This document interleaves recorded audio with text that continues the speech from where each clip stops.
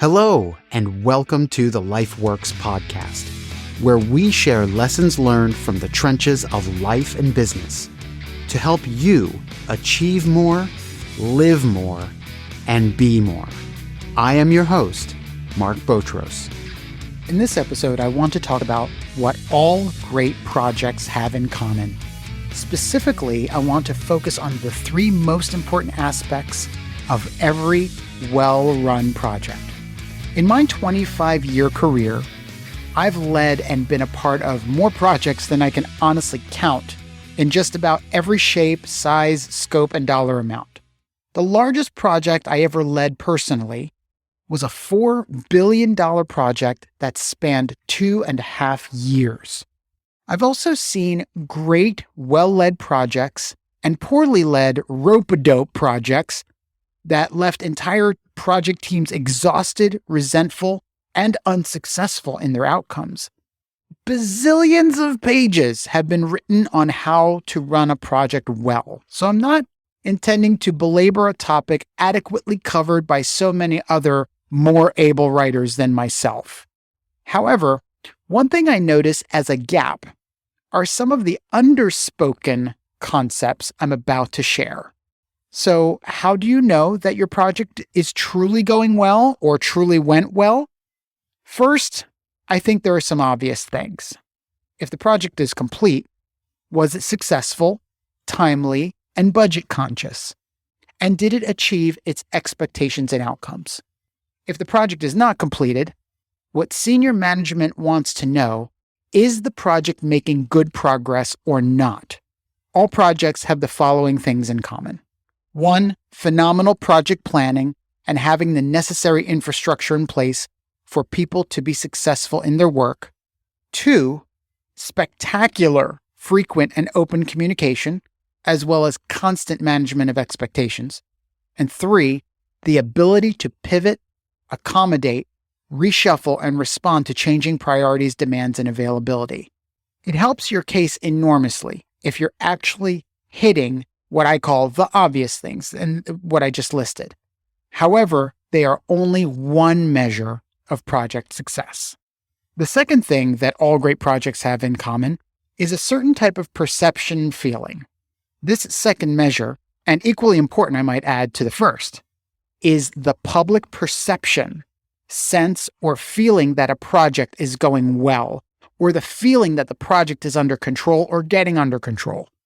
This is accomplished through skillful communication and expectation management. There's the project work you do, and then there's the perception of the project work by both your team and those outside looking in.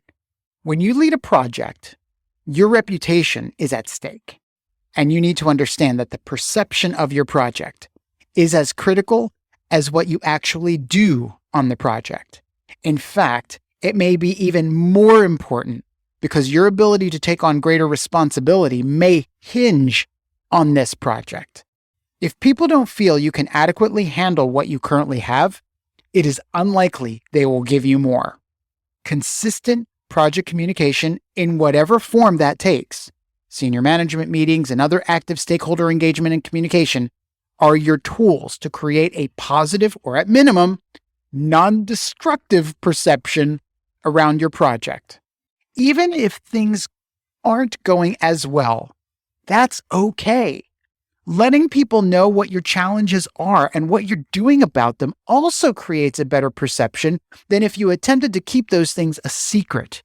Remember, people talk, and word of the project will get around whether you like it or not. So why not get ahead of it and tell your story in the way you want it told before the grapevine does that for you? Third is related to the relationships of everyone on the team. You can have an efficient project, but how is the team really doing? Is your superb efficiency at the expense of the team's extreme imbalance? Or is the opposite happening? Are you as a project team more bonded together than when you started? Are you friends now? Would you work with this team or team leader again?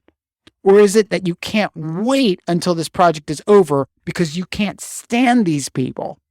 While it's not a measure that will come up or even matter at a senior management meeting. It's still important because you may have to work with some of these people later on. If you only thought short term and killed everyone for the sake of your project, people will remember and associate you with pain. They will not want to work with you again. Or if they have to, it is unlikely they will give you their best the next time. So often, we equate project success with delivering an expected product or scope on time and under budget. In leadership, however, the ends do not always justify the means. Successful completion is basic and even expected. However, the great project managers not only deliver, but they do so while managing the expectations of those around them and building a happy, inclusive, and wholly intact team. I have a question for you. How do you measure project success? What strategies have worked well for you? Reach out to me and let me know in social media. If you enjoyed this podcast, please subscribe, leave a rating, or comment. The biggest compliment you could give, though, is to share this with someone else. Thank you so much for the privilege of your time and for watching or listening to the LifeWorks podcast. At Peter Mark, we are making a leap forward in consulting through thought leadership, actionable, common-sense strategies, and real, down-to-earth solutions that positively impact your business and the world.